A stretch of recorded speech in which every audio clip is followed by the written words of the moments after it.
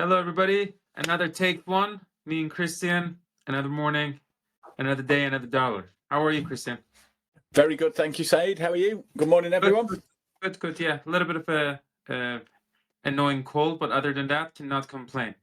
I know yesterday you said it's a bit of a race for us to go on with a topic. Do you have one in mind? Did I have one in mind? One that I was thinking of was the advantages of buying new build or off-plan property. All right, sure. Yeah, we can do that. I mean, it does seem like you're coming with an agenda. I was gonna go with productivity, but yeah, we can go with yours. Let's do yours. Let's do productivity. We can keep the viewers waiting on mine till Monday, can't we? Yeah. Well, I think in light of what we were talking about yesterday, I thought maybe AI, for those who didn't view or did view, maybe they can go back and view it. But the impact of AI on productivity and maybe just like productivity in general. Do you feel like you're a productive person? Yeah, I do actually. I do. For me, productivity boils down to quite a few different aspects. I would say, in order to be productive, you've got to be organized, because you can spend 12 hours on a working day and look back on the day and have not achieved a great deal. Have you therefore been productive, even though you've worked hard? You haven't really. So it's a case of having organization and structure to your day to enable you to be productive. How about yourself? Would you say that you're productive?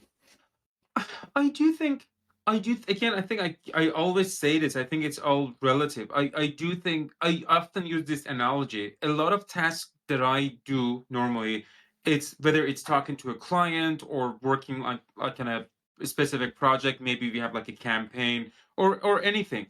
It's like putting a car together.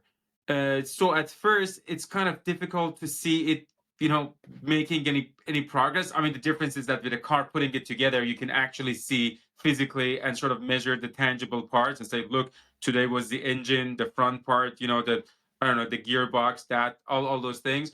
But with the work that you do, like I think I do and we do, it's sometimes it's a little bit to track it actually and say, look, how much I've done. A lot of time I come across, for example, in new developments. This was an example that I think we experienced both yesterday, and we were trying to help this client who had a very specific a need, an inquiry, and it takes time. You need to study the project, study all the different projects, and especially like in a city like London, huge city, there are like hundreds of them. So how do you make that decision? You need to study it. You need to understand the client. It's. I think productivity can be, I mean, can be a little bit tricky when it comes to that, or at least measuring it. But overall, I do think I'm productive. I do think I have high expectation from myself, and and as a result, sometimes I feel like I could have done a little bit better.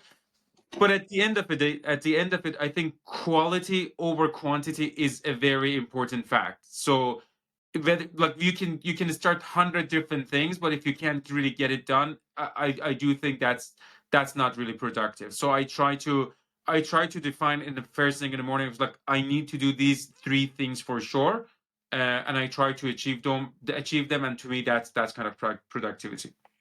Absolutely. And touching on what you've just mentioned, and I know we're trying not to make these sessions necessarily an advert for us as a business, but I think it's an important point to touch upon, is that attention that particular client got yesterday from the CEO and from the sales director, literally 6, 7, 8 hours of each of our time looking for her specifics. We want to be doing the best job that we possibly can do for a client and getting the right properties for our investors. Whereas I feel that a lot of our competitors in our industry within the UK, they will have a list of very few options that they will then try and pigeonhole a client into. And I think, just while you touched upon that very fact of our day yesterday, we must have gone through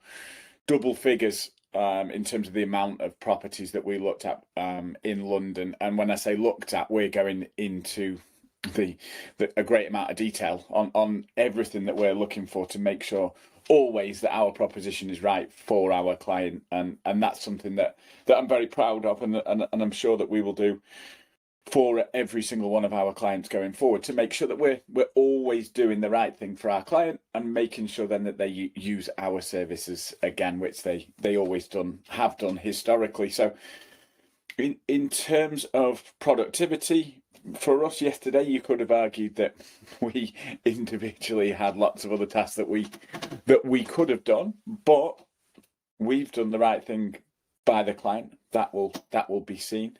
We've also gained greater knowledge then of certain developments that we hadn't seen before, and I think obviously the more knowledge that we're equipped with on every single development that we're able to offer, it puts us in good stead, and obviously the clients too.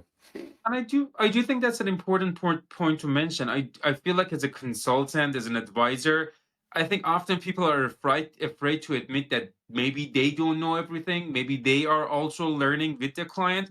And I think that's a valuable and very important point to mention. And just like I think it, it's part of a journey for like part of the journey of the growth for you with the client. And I don't think there is any shame in it personally.